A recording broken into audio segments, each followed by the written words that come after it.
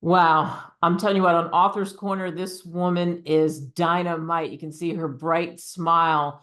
It's Cynthia D.Chase. Think about this. How many of us are stressed here on Authors Corner?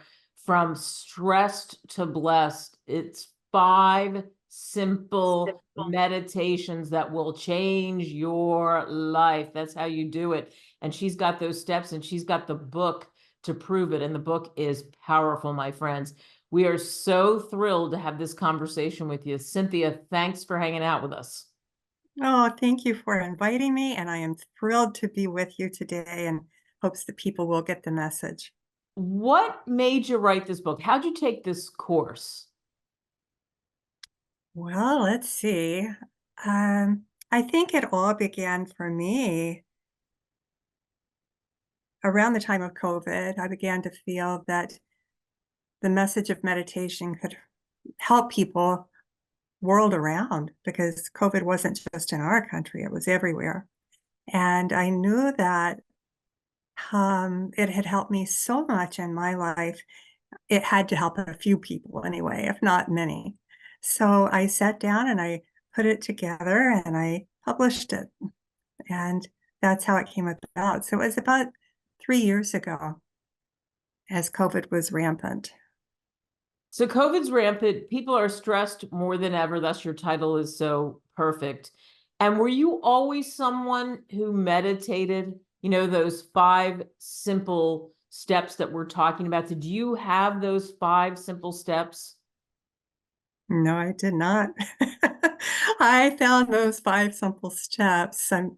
I put everything into my own writing, but I was in grad school and it was geared towards midlife career change adults. I was in my 30s, my mid 30s, and I was single. I had 4 kids, young kids.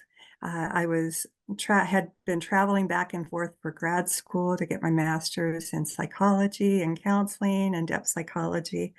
And I was a nervous wreck, to be honest with you. So I was talking with a friend at lunch one day, and going through a divorce was the tip of it all. And she suggested that I find somebody around where I lived who taught meditation. And I thought, wow, I've got to try that. So when I arrived back home, it was a schooling for a long, like 4 days every month. And then we had tons of homework and interviews and that type of thing. When I returned home, I did a little research. There was a gentleman who taught meditation, and he was just a brilliant man. He had traveled the world and uh, he had seen meditation in many different places. So I went into a class and I knew that the first time that I was there, oh, this is going to help. I went home, and by the second time I meditated, I was hooked. I felt such a sense of calm and looked at life even from a different perspective a little bit at that point. But I found that the longer or more time, I should say, that I meditated every day, twice a day, if I possibly could, and that was most every day, my life really changed. You can imagine with 4 young boys and a young daughter, what I was going through. Boys get into shenanigans. My daughter was really young, but later in life, females just tend to be they have a lot of hormones, like a coaster, but it helped me immensely with how I looked at life, how I viewed life, how I was in life. And so again, that tagline, 5 simple steps to learn meditation and change your life. It changed your life. It is Yeah. a perfect, what we call tagline on your book, you know, from stressed to blessed. So you think stressed to blessed, how it happened to you. Did you gravitate toward the meditation? Because you know people are watching this and they're saying, oh, that sounds so good, but gosh, Cynthia, I struggle. There's so many thoughts going in my head, roaming around. How do I shut them out? I can't do that. Oh, I can't sit there quiet for 40 minutes. What do you tell us? Give us some sneak peek and a I sneak peek in your will. book. Okay. Sure, you can get rid of the thoughts in your head, and just to say, I still get them from time to time. That's just normal. We're human. We have a lot going on. So we find a way to have those thoughts disperse in our mind. So that's uh, at the beginning, let me just say that I like for people to find a place where they're comfortable, and then we begin the breathing and then the meditation. In the meditation, as thoughts come up and you can't quiet your mind, there are ways to deal with it, such as saying, um, God is love, or peace, peace, peace, or so hum, which means I am. And you just repeat it until it kind of goes away. And then you're in a space of calm and it takes you into the rest of your meditation. I suggest that people meditate. This is going to sound crazy, but 20 minutes, 5 minutes of breathing, 20 minutes of meditation if you can. If you can't do 20 minutes, then 15. If not 15, do 10. Just do whatever you can. It will help to improve your life. And if you begin in the morning with it, and then either before dinner or at the end of the night, do it again, it helps to build on your way of being and giving you greater awareness about life and actually about yourself as you go within and go deeper in your meditations. And you saw, I mean, with you, with children, the things that you had going on around you, you still were able to find that place once you had that moment where you realized, wow, this is powerful, right?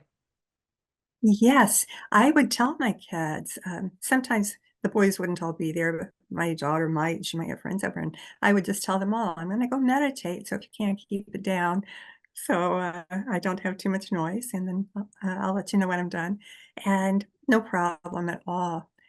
I just would meditate in my bedroom because it was away from everything else. I had a chair that I like to sit in. I have a difficult time sitting on the floor, but for many people, that's not a problem.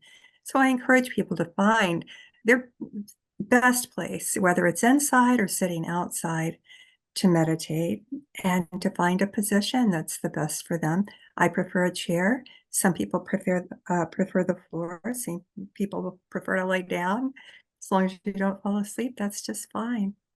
So doing this obviously changed your life. This is why you have this in the title, changing your life. Do you think it's just made you a better person, dealing with people better, not immediately, that flash to anger that even really good people have happened to them because they're so caught up in so much? Absolutely. And that's not to say that I don't still sometimes have that rushed thought or decision. But what I find is if I am being overwhelmed, let's say by a crowd or by what somebody's saying and talking a lot, and um, I find this calmness begin to flow over me and it feels wonderful. Does that always happen? As long as I'm not in so much of my ego and I allow the meditation that I have practiced to come through, it works. But if I don't think about it, I'm still calmer, but it's better when you recall what meditation does for you. And before we're off today, I'd like to give a little uh, example of what it's like as you meditate. Absolutely. Good. So we'll do that. And tell us a little bit more about the book. Give us a little bit more about the setup in the book, what people can expect when they crack it open. Okay, thank you. Uh, I was just looking at it before we came on, and my purpose for this book, I think that's the most important part of what I had to say, is that I want the light that has grown in my heart center from the practice of meditation to spread out onto the road of or the path of others who are around. And I really think that people are drawn to those who are calm and normal, more or less, but calm and seem receptive to what you're saying. I think it makes you a better listener to be a meditator. And so my goal was and still is to introduce people to the practice of meditation so that the light that is grown in you shows into the path of others and they want to be a part of it. And more, the people that do it, it spreads. And it might seem minor, but it's this one way we can help in bringing this chaotic world back to a somewhat normal place. Yeah. For you in writing this book, finding that path to meditation, giving us that great example of what you told the kids, all of that, and then doing this practice, no matter what, now having it in a book and putting that all together, what does that feel like? Oh goodness, I was astounded when I received the book in the mail from being published. It was hard to believe. And I was done. It was like, "Oh, now what?" I still pick it up and read it from time to time as a reminder to myself. I don't get a chance to meditate twice a day, all the time, or even sometimes once a day if life is busy, but I have meditated for such a long while, many years, that I have the results of it inside of me. And it stays with you no matter what. If you have only meditated 5 times, it's changed you. If you've meditated many times, it's really changed you, and you will feel it. And people will say, "Wow, you're different." And it's a good different. It's a good different, absolutely. And it's so interesting because, as you said, now more than ever, things are moving so fast. There's much more chaos around all of us. And no matter what age, no matter who's listening, whatever age you are, who is watching this, there is something about finding that stillness and being able to grow it. But I love what you said. It doesn't have to be regimented. If something happens, you're traveling, whatever, and you can only do it once a day, or you've only been able to do it a handful of times, you found right away that you were changed almost immediately, correct? Sure did. I found what I needed. And I just think as a spiritual practice is what I call it. Other people might just see it as a common practice. But I describe it as a spiritual practice because I know that I have grown spiritually as a result of it. And that means that my heart is expanded. I understand more my need to really listen and when to speak and when to hold it in and many other things. And it's helped a lot with having kids, being patient. Yeah, patience, boy, there's the short supply of patience, I think, around the world right now. So tell us how we can do this. You said you were going to give us an exercise that people Well, can I would take away like right away. to, if people choose to be a part of this, it would just be great. Otherwise, they'll be watching us as we do it. I like it. Okay, so I want to invite everybody now to gently close your eyes. And I'd like for you, please, I invite you to inhale as I count to 4 through your nose. 1, 2, 3, 4, and exhale through your nose. 1, 2, 3, 4. Inhale. 1, 2, 3, 4. Exhale. 1, 2, 3, 4. Inhale. 1, 2, 3, 4. Exhale. 1, 2, 3, 4. And as you have your eyes gently closed, just sit in the silence of what is there.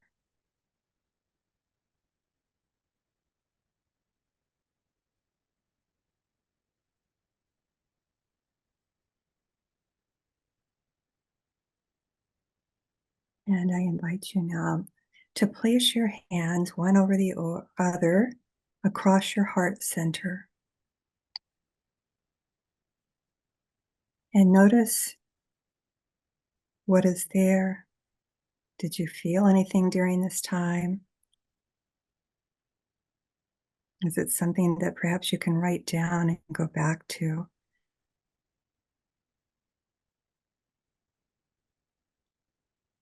And now very gently, I invite you to put your hands calmly into your lap and very gently open your eyes and come back to the room. Wow. I mean, I feel I'm a person who meditates, and you and I talked about that, but I really felt that.